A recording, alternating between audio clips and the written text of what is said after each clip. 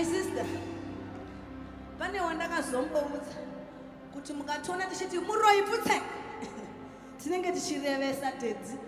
Tikanga tichiti muroi come on man. Iwe muroi hauna simba. My sister, tinenge tichirevesa nekuti ruoko rwake rune simba.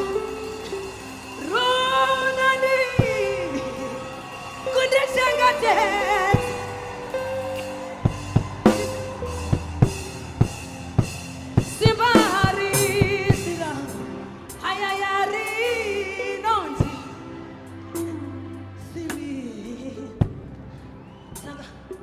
Mukatinzwa tichituka n'anga zviya, kutinzwa tichidzishauta zviya, tiri kurevesa, tiri kuziya pachakatsika kuti ruoko rwake rune simba.